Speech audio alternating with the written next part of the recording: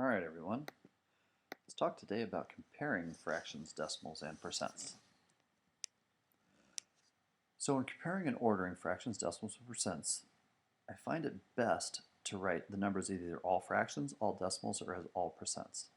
So if we want to know which one's bigger, notice one's a fraction, one's a percent.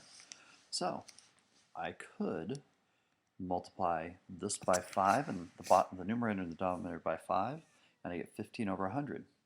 I like 15 over 100 because that is the very special denominator that helps me out with my percents. And I could write 15%. Now if I notice that this one is already a percent, it now makes my job very easy to know which one is bigger, simply by making them both percents.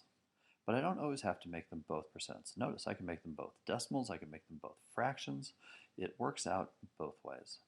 So once again, if I multiplied and got to 15 over 100, that's a good fraction.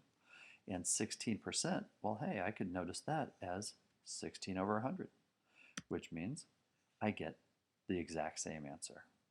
Once I have them as either both fractions, both percents, or I could have made them 0.15 and 0.16, I would still get the exact same answer, and it's very easy to tell. So you guys, please tell me if you can figure out which one's bigger. Okay, I'm back.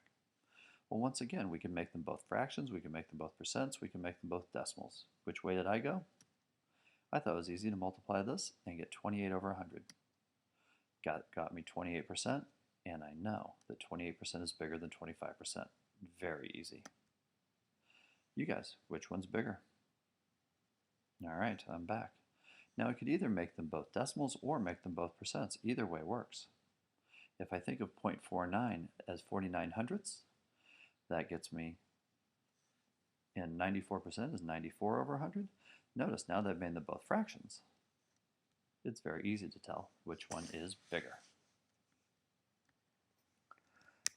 So we can also use this to be able to compare things from least to greatest.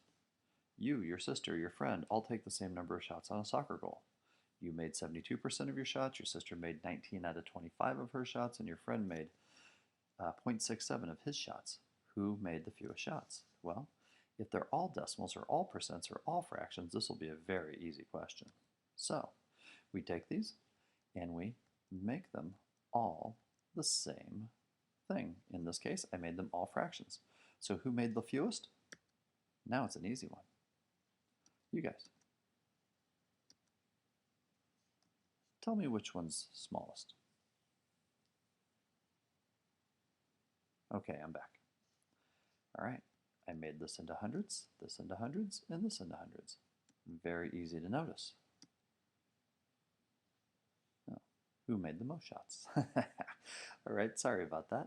But yeah, if it was the fewest shots, it would have been over here at 65. But since it's the most, we'll go right here with this one. All right, once again, if they are all fractions, all decimals, or all percents, the questions just get easier. Sorry about that.